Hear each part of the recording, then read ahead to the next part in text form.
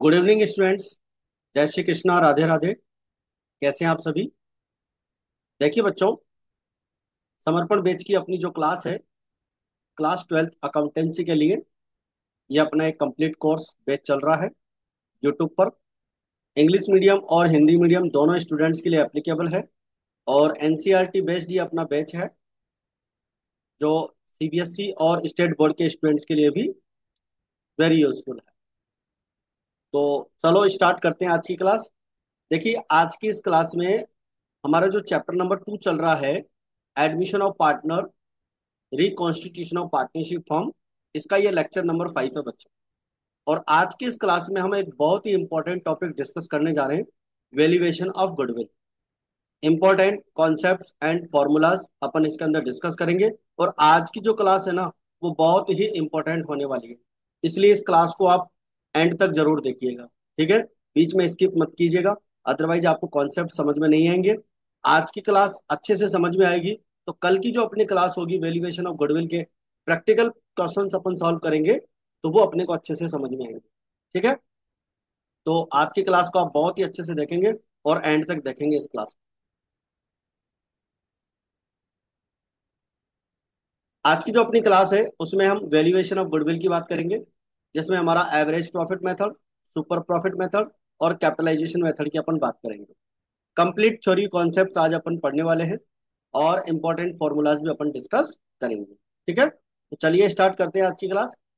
देखिए, methods of valuation of goodwill की अगर अपन बात करें, एक सिंपल सा क्वेश्चन अगर पूछा जाता है कि methods of valuation of goodwill कौन कौन से हैं, तो तीन मेथड अपन यूज करते हैं: average profit method, super profit method and capitalisation method. ठीक है, आप जानते हैं हम परचेज गुडविल की यहाँ पर बात कर रहे हैं। कल की जो क्लास थी अपन ने उसमें गुडविल का टाइप्स और उसका नेचर डिस्कस किया था। ठीक है, तो परचेज गुडविल की अपन यहाँ पर बात कर रहे हैं। और आप जानते हैं, एक गुडविल तो होती है परचेज गुडविल और एक होती है सेल्फ जनरेटेड गुडविल। तो हम यहाँ पर जो वैल्यूएशन कर रहे हैं वो सेल्फ जनरेटेड गुडविल्स का कर रहे हैं। ठीक है, परचेज गुडविल्स को तो बुक में दिखाते हैं, वो तो जब अपन कोई बिजनेस परचेज करते हैं तब जनरेट होती है। बट अकॉर्डिंग टू प्रॉफिट्स जो गुडविल जनरेट होती है उसे हम बोलते हैं सेल्फ जनरेटेड गुडविल। ठीक है, सेल्फ जनरेटेड गुडविल। तो उसके लिए अपन तीन मेथड्स यूज करते हैं: average profit method, super profit method and capitalisation method. तो वन बाय वन करके सभी मेथड्स के बारे में आज अपन डिस्कस करेंगे। तो देखिए, सबसे पहले अपन बात करेंगे एवरेज प्रॉफिट मेथड। ठीक है, एवरेज प्रॉफिट मेथड की बात करेंगे।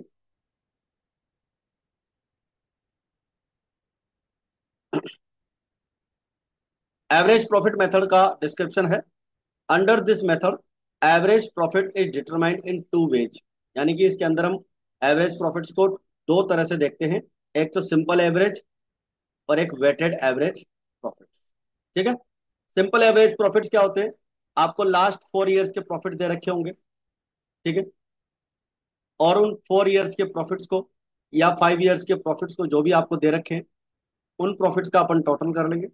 और जैसे 4 ईयर्स का है तो 4 का डिवाइड कर लेंगे, तो उससे हमारा क्या है कि 4 ईयर्स का एवरेज प्रॉफिट आ जाएगा। तो simple average profit method use करेंगे और एक weighted average profit method use करेंगे। सिंपल सिंपल मेथड जो एवरेज मेथड यूज करते हैं, under this method goodwill is valued on the basis of average profit and loss of the past few years. ठीक है, last few years के अपने को profit दे रखे होंगे, उन प्रॉफिट्स को हम जो है क्या करेंगे, कैलकुलेट करेंगे, उनका एवरेज निकालेंगे। और एवरेज निकालने का फॉर्मूला रहेगा average profit is equals to total adjusted profits, यानी प्रॉफिट्स के अंदर कुछ एडजस्टमेंट भी करने होंगे। ठीक है, तो adjusted profits upon number of years.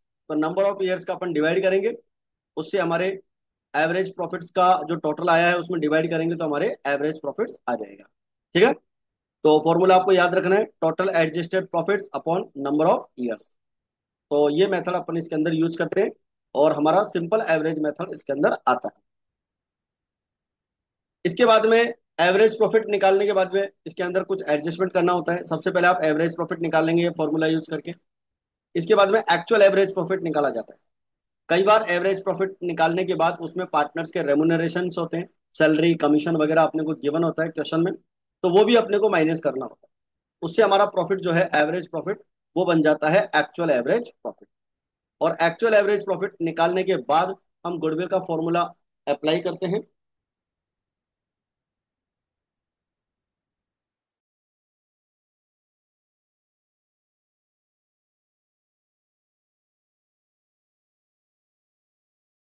तो अपन क्या करेंगे, इसके बाद में एक्चुअल एवरेज प्रॉफिट मेथड अपन यूज करेंगे, और actual average profit multiply number of years purchase. Number of years purchase का मतलब होता है कि जैसे आपको 3 ईयर्स परचेज, 2 ईयर्स परचेज ऐसे बोल रखा है, तो आपको सिंपल उसका मल्टीप्लाई करना है। जैसे मान लीजिए एक्चुअल एवरेज प्रॉफिट आपको क्वेश्चन में दे दिया, और 2 ईयर्स परचेज करना है, इसका मतलब उसका 2 टाइम्स निकाल, ठीक है, दुगना करना है उसका। बस इतना सा ध्यान रखना है आपको। तो गुडविल का ये फॉर्मूला अपने को याद रहेगा। देखो आज की क्लास के नोट्स आप अच्छे से प्रिपेयर करके अपनी नोटबुक के अंदर नोट कर लेना, ठीक है, क्योंकि कल जब अपन इसके न्यूमेरिकल क्वेश्चन सॉल्व करेंगे ना, तो ये सारे फॉर्मूला अपन यूज करेंगे, ठीक है। तो आप ध्यान रखेंगे इन चीजों का। तो ये हमारी गुडविल का यहाँ पर फॉर्मूला हो जाता है। कौन सा मेथड पढ़ रहे हैं अपन? Simple average profit method. अब सिंपल एवरेज प्रॉफिट मेथड अपन करेंगे, तो एवरेज प्रॉफिट्स निकालने से पहले एडजस्टेड प्रॉफिट्स निकालने पड़ेंगे, यानी कि प्रॉफिट्स के साथ अपने को कुछ एडजस्टमेंट करने पड़ेंगे। और ये जो एडजस्टमेंट्स है ना बच्चों, तो वेरी वेरी इंपॉर्टेंट एडजस्टमेंट्स है, तो इनको आप ध्यान रखिएगा अच्छे से। If there are any abnormal profits या income included in the profits of any year, then the same will be deducted while calculating goodwill. मतलब पहले से कोई एबनॉर्मल प्रॉफिट या कोई एबनॉर्मल इनकम किसी पर्टिकुलर ईयर के प्रॉफिट्स में ऐड हो रखी है, तो उसे हमें क्या करना है? डिडक्ट करना है, माइनस करना है, वाइल कैलकुलेटिंग गुडविल। गुडविल निकालते समय कोई पहले से एवरेज एबनॉर्मल प्रॉफिट आपका अगर किसी ईयर के प्रॉफिट में ऐड हो रखा है, तो उसे हमें क्या करना है? माइनस करना है। ये बात ध्यान रखनी है। If any abnormal losses expenses have been deducted from profits of the year, then the same will be added while calculating goodwill। अगर कोई पहले से एबनॉर्मल लॉस या एक्सपेंसेस पहले से डिडक्ट हो रखा है प्रॉफिट्स में, क्वेश्चन में गिवन होगा, तो अगर डिडक्ट हो रखा है तो आप क्या करेंगे? गुडविल निकालने के लिए उस एबनॉर्मल लॉस को उस पर्टिकुलर ईयर के प्रॉफिट में प्लस कर देंगे, ठीक है। ये इतना सा आपको ध्यान रखना है। क्यों ऐड कर रहे हैं, क्यों माइनस कर रहे हैं, ये कॉन्सेप्ट अपन किसी दिन डिटेल में डिस्कस करेंगे, जब मैं प्रैक्टिकल आपको क्वेश्चन सॉल्व करवाऊंगा उस दिन बता दूंगा। बट फिलहाल आपको ध्यान रखना है कि एबनॉर्मल लॉस जो अपना होता है, उसको यहाँ पर जो पहले से डिडक्ट हो रखा है उसको प्लस करना है। इसके बाद में if the profit of year includes income interest on non trading investments, ठीक है, किसी ईयर के प्रॉफिट्स में अगर कोई इनकम है या इंटरेस्ट है नॉन ट्रेडिंग इन्वेस्टमेंट्स का, तो वो अगर ऐड हो रखा है, तो उसको भी क्या करना है अपने को? डिडक्ट करना। Then it reduce the profits of respective year, then it will be deducted while calculating goodwill, ठीक है। तो क्या करेंगे? अगर इस तरह का कोई इनकम या इस तरह का कोई प्रॉफिट ऐड हो रखा है किसी पर्टिकुलर ईयर में, तो अपने को इसको माइनस करना है, ध्यान रखना है इस चीज का। इसके बाद में एक इंपॉर्टेंट टॉपिक है क्लोजिंग स्टॉक का, इसको भी आप ध्यान रखेंगे। If any year the closing stock is under valued, then it reduce the profit of that year, ठीक है। अगर किसी ईयर में क्लोजिंग स्टॉक का आपने अंडर वैल्यूएशन कर रखा है, मतलब क्लोजिंग स्टॉक आपने उसके कम वैल्यू वहां पर वैल्यू की है, तो ऐसी कंडीशन में आपके प्रॉफिट्स क्या हो जाते हैं? कम हो जाते हैं। देखो बच्चों, आपको एक इंपॉर्टेंट बात यहां पर बता रहा हूं, ध्यान दीजिएगा। आपका क्लोजिंग स्टॉक अगर रिड्यूस हो जाता है, तो आपका ग्रॉस प्रॉफिट भी रिड्यूस हो जाता है, ये ध्यान रखिएगा। और साथ में आपका नेट प्रॉफिट भी रिड्यूस हो जाता है। क्लोजिंग स्टॉक का आपने अंडर वैल्यू किया, यानी क्लोजिंग स्टॉक आपने कम लगाया, तो आपका डेफिनेटली जो है प्रॉफिट भी, ग्रॉस प्रॉफिट भी कम हो जाएगा। और ग्रॉस प्रॉफिट जब कम हो जाएगा, तो ऐसी कंडीशन में आपका जो है नेट प्रॉफिट भी कम हो जाएगा। और एक बात ये भी याद रखिएगा, जब आपका क्लोजिंग स्टॉक अंडर वैल्यूड होता है, इसका मतलब नेक्स्ट ईयर का ओपनिंग स्टॉक भी अंडर वैल्यूड हुआ है। अगर ओपनिंग स्टॉक अंडर वैल्यूड हुआ है, तो नेक्स्ट ईयर आपका ग्रॉस प्रॉफिट इंक्रीज हो गया और नेट प्रॉफिट भी इंक्रीज हो गया।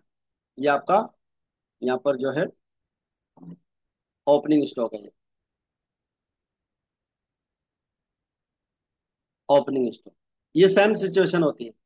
अगर किसी ईयर का क्लोजिंग स्टॉक कम वैल्यूएशन होता है उसका, तो उस साल के प्रॉफिट कम हो जाते हैं और नेट प्रॉफिट भी कम हो जाते हैं। अब यही closing stock next year opening stock बन जाता है। इसका मतलब ओपनिंग स्टॉक नेक्स्ट ईयर अपन ने कम लिखा है ट्रेडिंग अकाउंट के डेबिट साइड में, यानी कि एक एक्सपेंसेस कम हो गया एक तरह से, तो आपका ग्रॉस प्रॉफिट इंक्रीज हो जाएगा और नेट प्रॉफिट भी इंक्रीज हो जाएगा। तो इस तरह से अपने को एडजस्टमेंट करना होगा। तो ये बात मैं आपको कल प्रैक्टिकली जब क्वेश्चन कराऊंगा तो इसमें अच्छे से क्लियर कर दूंगा। फिलहाल आपको ध्यान रखना है, if any year the closing stock is under valued then it reduces the profit of that year but increases the profit of next year. जब भी किसी साल में आप क्लोजिंग स्टॉक का अंडर वैल्यूएशन करते हो तो उस पर्टिकुलर ईयर में तो आपके प्रॉफिट्स कम हो जाते हैं, बट नेक्स्ट ईयर हमारे जो प्रॉफिट्स है वो इंक्रीज हो जाते हैं। Therefore while calculating the goodwill, it will be added to the profit of the year in which the closing stock was undervalued and will be deducted from the profit of the next year। तो इसका adjustment क्या करोगे, ये ध्यान रखो। तो adjustment क्या करना है, जिस ईयर में क्लोजिंग स्टॉक आपका अंडर वैल्यूड हुआ था, वहां तो आपको वो अमाउंट आपको जो क्लोजिंग स्टॉक का है वो प्लस करना है। ठीक है, यानी जिस पर्टिकुलर ईयर में क्लोजिंग स्टॉक का आपने अंडर वैल्यूएशन किया था, उस ईयर में तो वो क्लोजिंग स्टॉक का अमाउंट आपको प्लस करना है और नेक्स्ट ईयर में आपको क्या करना है, माइनस करना है। क्योंकि जिस साल में क्लोजिंग स्टॉक का अंडर वैल्यूएशन हुआ है उस साल हमारे प्रॉफिट्स कम हो गए तो उसको वापस प्लस करेंगे, और नेक्स्ट ईयर ओपनिंग स्टॉक के रूप में वो जब गया तो ऐसी कंडीशन में हमारे प्रॉफिट्स इंक्रीज हो गए थे, उसको अपन रिड्यूस करेंगे। तो ये बात आपको अच्छे से ध्यान रखनी है। इसके बाद में है, अगर आप किसी ईयर में क्लोजिंग स्टॉक का अंडर वैल्यूड कर देते हो, देखिए अगर आपने किसी ईयर में क्लोजिंग स्टॉक का ज्यादा वैल्यू लगा दिया, क्लोजिंग स्टॉक पता है ना कहाँ आता है, ट्रेडिंग अकाउंट की क्रेडिट साइड में। वैसे तो बैलेंस शीट में भी आता है पर असेट साइड में, लेकिन अपने यहाँ बात कर रहे हैं प्रॉफिट जो इफेक्ट होता है, तो प्रॉफिट इफेक्ट होता है ट्रेडिंग और पी&एल से। तो जब क्लोजिंग स्टॉक आप ट्रेडिंग अकाउंट के क्रेडिट साइड में ज्यादा वैल्यू करके लिखोगे, ओवर वैल्यूड करके लिखोगे, तो उस पर्टिकुलर ईयर का ग्रॉस प्रॉफिट इंक्रीज हो जाएगा और साथ में हमारा नेट प्रॉफिट भी इंक्रीज हो जाएगा। ठीक है, किसी पर्टिकुलर ईयर का जब आप क्लोजिंग स्टॉक ओवर वैल्यू करते हो तो उस पर्टिकुलर ईयर के ग्रॉस प्रॉफिट इंक्रीज होते हैं और साथ में नेट प्रॉफिट भी इंक्रीज होते हैं। सिमिलरली जब आपने क्लोजिंग स्टॉक बढ़ा दिया, इसका मतलब नेक्स्ट ईयर का ओपनिंग स्टॉक भी बढ़ गया। अब नेक्स्ट ईयर का ओपनिंग स्टॉक बढ़ाने से आपके नेक्स्ट ईयर का प्रॉफिट क्या हो जाएगा, कम हो जाएगा। भाई आप ओपनिंग स्टॉक ट्रेडिंग अकाउंट के डेबिट साइड में बढ़ा के लिखोगे, इंक्रीज करके लिखोगे, तो ऐसी कंडीशन में आपके प्रॉफिट्स कम हो जाएंगे ना। अब आप एडजस्टमेंट क्या करोगे, सुनो, if any year the closing stock is over valued then it increases the profit of that year. यानी जिस साल आपने क्लोजिंग स्टॉक का ज्यादा वैल्यूएशन किया उस साल हमारे प्रॉफिट्स क्या हो गए, इंक्रीज हो गए, but reduce the profits of the next year. लेकिन नेक्स्ट ईयर के प्रॉफिट्स क्या हो गए, हमारे कम हो गए। Therefore, while calculating goodwill, the year in which closing stock was overvalued will be reduced। यानी कि जब हमने पहले से अगर इसको इंक्रीज कर रखा है तो इसको माइनस करेंगे और नेक्स्ट ईयर में इसको प्लस करेंगे।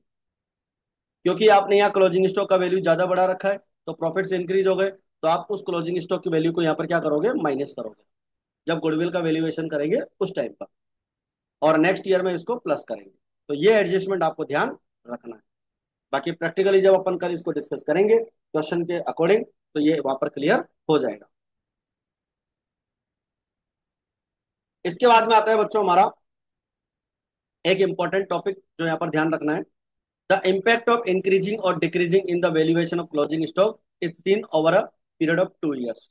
यानी क्लोजिंग स्टॉक का जब आप वैल्यूएशन करते हो, कम करते हो या ज्यादा करते हो, तो उसका जो इफेक्ट होता है वो 2 ईयर्स पे होता है। जिस ईयर में आपने क्लोजिंग स्टॉक का वैल्यूएशन किया है उस ईयर पे तो इफेक्ट होता ही होता है और नेक्स्ट ईयर पे भी इफेक्ट होता है। क्योंकि हम जानते हैं किसी भी ईयर का क्लोजिंग स्टॉक नेक्स्ट ईयर का क्या होता है, ओपनिंग स्टॉक होता है। ठीक है, तो अगर आपने इस साल का क्लोजिंग स्टॉक इंक्रीज किया तो नेक्स्ट ईयर भी ओपनिंग स्टॉक भी इंक्रीज होगा। ठीक है, अच्छा, वैल्यूएशन जो होता है वो हमेशा क्लोजिंग स्टॉक का ही होता है, ओपनिंग स्टॉक का कभी भी वैल्यूएशन नहीं होता। अब मैं आपसे यहाँ पर एक क्वेश्चन पूछ रहा हूँ, क्लास 11th का है, आप मेरे को बताने की कोशिश कीजिएगा, कमेंट बॉक्स में आप बताना कि क्लोजिंग स्टॉक का जो वैल्यूएशन करते हैं अपन अकाउंटिंग की कौन सी कॉन्सेप्ट के अकॉर्डिंग करते हैं। आपने अकाउंटिंग की कॉन्सेप्ट पढ़ी हुई है, लेखांकन की अवधारणाएं पढ़ी है, ठीक है, तो कॉन्सेप्ट कौन सी यूज करते हैं जिसमें अपन क्लोजिंग स्टॉक का वैल्यूएशन करते हैं? तो क्लोजिंग स्टॉक का वैल्यूएशन करने के लिए कौन सी कॉन्सेप्ट यूज की जाती है, उस कॉन्सेप्ट का नाम आपको जो है कमेंट बॉक्स में बताना। ठीक है, चलिए। इसके बाद में आता है हमारा वेटेड एवरेज प्रॉफिट। देखो, when there is a tendency of continuous decrease or increase in the profits of the past few years, then the goodwill is calculated on the basis of weighted average profit instead of simple average profit।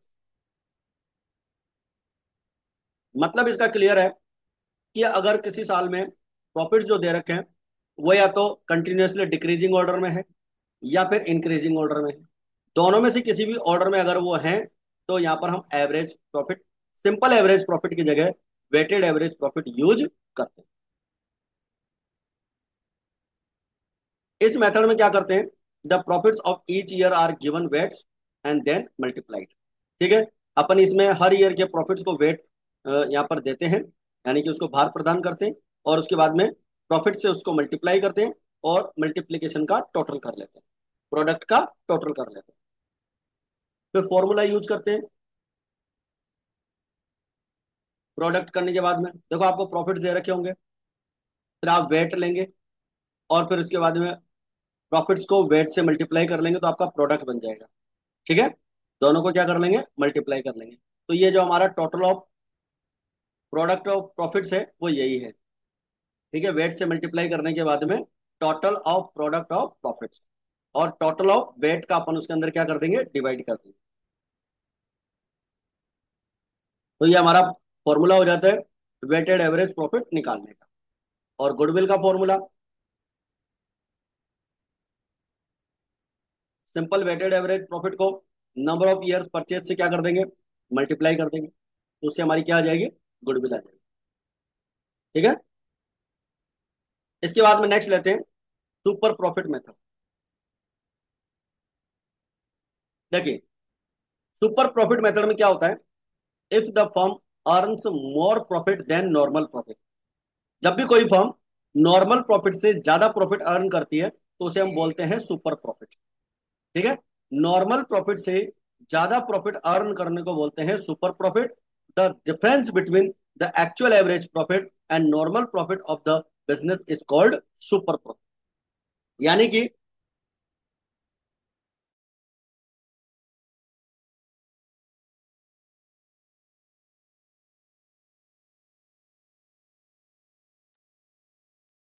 यानी कि average profit, actual average profit minus normal profit, तो ये हो जाता है हमारा super profit. ठीक है, सुपर प्रॉफिट को अपन अधिलाभ बोलते हैं। तो सुपर प्रॉफिट मेथड में क्या करते हैं, जब भी कोई फर्म नॉर्मल प्रॉफिट से ज्यादा प्रॉफिट अर्न करती है तो वो उसका सुपर प्रॉफिट होता है, और सुपर प्रॉफिट के अकॉर्डिंग अपन गुडविल निकाल सकते हैं। तो यहाँ पर फॉर्मूला हो जाता है गुडविल का, super profit into number of years purchased. और सुपर प्रॉफिट निकालने के लिए actual average profit minus normal profit. Actual average profits अपने को दे रखे होंगे या अपन कैलकुलेट कर लेंगे, और नॉर्मल प्रॉफिट्स अपन वहां पर निकाल लेंगे। नॉर्मल प्रॉफिट निकालने का फॉर्मूला होगा कैपिटल एम्प्लॉयड या कैपिटल इन्वेस्टेड। पार्टनर्स ने जो कैपिटल इन्वेस्ट की है बिजनेस के अंदर वो अपन लेते हैं, और नॉर्मल रेट ऑफ रिटर्न लेते हैं। नॉर्मल रेट ऑफ रिटर्न का मतलब ये होता है बच्चों कि जो पैसा हमने हमारे बिजनेस में इन्वेस्ट किया है, अगर वो किसी और बिजनेस में इन्वेस्ट करते तो किस रेट से अपने को रिटर्न वहां पर रिसीव्ड होती, ये हमारी जो है नॉर्मल रेट ऑफ रिटर्न होती है। तो इन्वेस्टेड कैपिटल से नॉर्मल रेट ऑफ रिटर्न के अकॉर्डिंग अपन नॉर्मल प्रॉफिट निकालते हैं, और एक्चुअल एवरेज प्रॉफिट हमारे पास ऑलरेडी कैलकुलेटेड होता है। तो एक्चुअल एवरेज प्रॉफिट में से हम नॉर्मल प्रॉफिट माइनस करते हैं तो हमारा क्या आ जाता है, सुपर प्रॉफिट आ जाता है। और सुपर प्रॉफिट को नंबर ऑफ ईयर्स, ये आपको क्वेश्चन में गिवन होगा, नंबर ऑफ ईयर्स कितने हैं ये क्वेश्चन में गिवन होगा, उससे आपको क्या करना होगा, मल्टीप्लाई करेंगे, उससे हमारी फर्म की क्या आ जाएगी, गुडविल आ जाएगी। ठीक है, तो ये है हमारा सुपर प्रॉफिट मेथड। इसमें दो फॉर्मूले और हैं। कैपिटल एम्प्लॉयड अगर निकालनी है, मान लीजिए क्वेश्चन में कैपिटल एम्प्लॉयड नहीं दे रखी है, उसको निकालने के दो फॉर्मूले वो आप ध्यान रख लीजिए। एक तो है sundry assets minus outside liability. Outside liabilities होती है जैसे creditors, bills payable, outstanding expenses, bank loan. ठीक है, बैंक लोन भी आउटसाइड लाइबिलिटी होती है, मतलब जो बिजनेस के बाहर अपने को पेमेंट करना है। ठीक है, तो इनको क्या करेंगे अपन, सन्ड्री एसेट्स में से आउटसाइड लाइबिलिटीज को माइनस कर लेंगे, तो हमारी क्या आ जाएगी, इन्वेस्टेड कैपिटल आ जाएगी या कैपिटल एम्प्लॉयड आ जाएगी। और कैपिटल एम्प्लॉयड निकालने का एक फॉर्मूला और भी है। मान लीजिए आपको ये वाली कंडीशंस नहीं दे रखी क्वेश्चन में, तो ओल्ड जो पार्टनर्स हैं उनके कैपिटल और रिजर्व्स या अनडिस्ट्रीब्यूटेड जो भी प्रॉफिट है वो प्लस कर देना है, और अगर लॉस है तो माइनस कर देना है। इसका मतलब है जो पहले से पार्टनर्स ने रिजर्व्स बना रखे हैं या अनडिस्ट्रीब्यूटेड प्रॉफिट्स है जो उन्होंने डिस्ट्रीब्यूट नहीं किया, उस प्रॉफिट को पार्टनर्स की कैपिटल में अपन प्लस कर देंगे, और अगर लॉस दे रखा है तो उसे माइनस कर देंगे। उससे क्या आ जाएगा, कैपिटल एम्प्लॉयड आ जाएगा। इसके बाद में अपन लेते हैं कैपिटलाइजेशन मेथड। और कैपिटलाइजेशन मेथड में, under this method the value of goodwill is determined by capitalising the profits earn by the business. यानी कि बिजनेस ने जो प्रॉफिट्स अर्न किए हैं उसका अपन क्या करते हैं, कैपिटलाइजेशन करते हैं। Under this method the goodwill is valued on two basis, यानी टू बेसिस पे अपन गुडविल यहां पर कैलकुलेट करते हैं। Capitalisation of average profit and capitalisation of super profit. Capitalisation of average profit और कैपिटलाइजेशन ऑफ सुपर प्रॉफिट, ये दो मेथड अपन इसके अंदर यूज करते हैं कैपिटलाइजेशन मेथड। ठीक है, और कैपिटलाइजेशन ऑफ एवरेज प्रॉफिट में क्या होता है, capitalisation of average profit method में गुडविल निकालने के लिए फॉर्मूला होता है capitalised value of average profit minus capital employed. ठीक है, कैपिटलाइज वैल्यू जो आपको दे रखी हो एवरेज प्रॉफिट की, उसमें से आप कैपिटल एम्प्लॉयड माइनस कर देंगे तो आपकी फर्म की क्या आ जाएगी, गुडविल आ जाएगी। और कैपिटलाइज वैल्यू कैसे निकालेंगे, capitalise value of average profit निकालने के लिए average profit multiply 100 upon normal rate of return. ठीक है, नॉर्मल रेट ऑफ रिटर्न को यूज करते हुए आप क्या करेंगे, कैपिटलाइज वैल्यू निकाल लेंगे, और कैपिटलाइज वैल्यू में से हम कैपिटल एम्प्लॉयड माइनस कर देंगे, तो हमारा जो है capitalisation of average profit method से गुडविल का वैल्यू आ जाएगा। ठीक है, तो ये बहुत ही सिंपल सा है, तो इसको अपन कल की क्लास में जो है इसके प्रैक्टिकल क्वेश्चंस देखेंगे, वहां पर क्लियर करेंगे। फिर होता है आपका capitalisation of super profit method. ठीक है, कैपिटलाइजेशन ऑफ सुपर प्रॉफिट, तो इसमें आपका डायरेक्ट फॉर्मूला लग जाएगा goodwill is equals to super profit into 100 upon normal rate of. तो इसमें और कोई एक्स्ट्रा आपने को करने की जरूरत नहीं है, डायरेक्ट सिंपल अपन फॉर्मूला यहाँ पर अप्लाई करेंगे, super profit multiply 100 upon normal rate of return. Okay, तो आई थिंक मैं समझता हूँ यहाँ तक की सारी चीजें आपको क्लियर हो गई है। और आज की इस क्लास में अपन ने देखो सारे मेथड एक बार मैं आपको स्टार्टिंग से बता देता हूँ क्या क्या अपन ने डिस्कस किया है।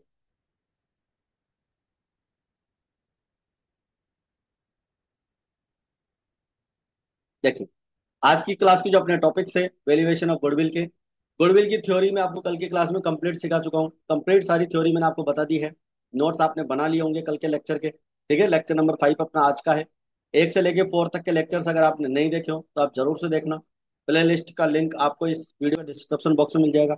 चैप्टर नंबर 1 हमारा ऑलरेडी कंप्लीट हो चुका है, उसको अगर आपने नहीं देखा हो तो जरूर से देखना। ठीक है, तो ये टॉपिक्स आज अपन ने डिस्कस किए हैं, methods of valuation of goodwill. तो एवरेज प्रॉफिट मेथड हो गया आपका। ठीक है, दो तरह से करते हैं, एक तो सिंपल एवरेज और वेटेड एवरेज। सिंपल एवरेज में ये फॉर्मूलाज यूज होते हैं। ठीक है, और वेटेड एवरेज में हम ये फॉर्मूला यूज करते हैं। अच्छा, वेटेड एवरेज से पहले कुछ इंपॉर्टेंट यहाँ पर एडजस्टमेंट करने होते हैं, तो ये एडजस्टमेंट आपको बहुत अच्छे से ध्यान रखना है, इनको लर्न करना है। सारे एडजस्टमेंट कल के प्रैक्टिकल क्वेश्चन में मैं इंक्लूड कर दूंगा। चलिए, इसके बाद में आ जाता है हमारा वेटेड एवरेज मेथड। और वेटेड एवरेज मेथड में क्या होता है वो अपन ने सारी चीज यहाँ पर क्लियर कर ली है। इसके फॉर्मूलाज यहाँ पर अपन ने देख लिए, ये फॉर्मूलाज यूज करते हैं। फिर आपका सुपर प्रॉफिट मेथड आता है। सुपर प्रॉफिट मेथड में जो है हम नॉर्मल प्रॉफिट से ज्यादा प्रॉफिट अर्न करती है कोई फर्म, वो सुपर प्रॉफिट होता है, और ये फॉर्मूला यहाँ पर डिस्कस करते हैं। इसके बाद में अपन ने देखा कैपिटलाइजेशन मेथड, और कैपिटलाइजेशन में दो मेथड यूज करते हैं, कैपिटलाइजेशन ऑफ एवरेज प्रॉफिट और कैपिटलाइजेशन ऑफ सुपर प्रॉफिट। ठीक है, तो दोनों के फॉर्मूले अपन यहाँ पर देख चुके हैं, तो ये सारा आप अच्छे से रिवाइज कर लीजिएगा। तो ये थी अपनी आज की क्लास। और चैनल पे अगर आप नए हैं, सब्सक्राइब नहीं किया है, तो आपको सबसे पहले सब्सक्राइब करना है, क्लासेस को लाइक करना है, शेयर करना है और कमेंट करना है। और जो क्वेश्चन आज की क्लास में मैंने पूछा है उसका रिप्लाई अब आपको देना है। ठीक है बच्चों, तो आज की क्लास में फिलहाल इतना ही। मिलते हैं फिर अपन नेक्स्ट क्लास में। जय हिंद, जय भारत।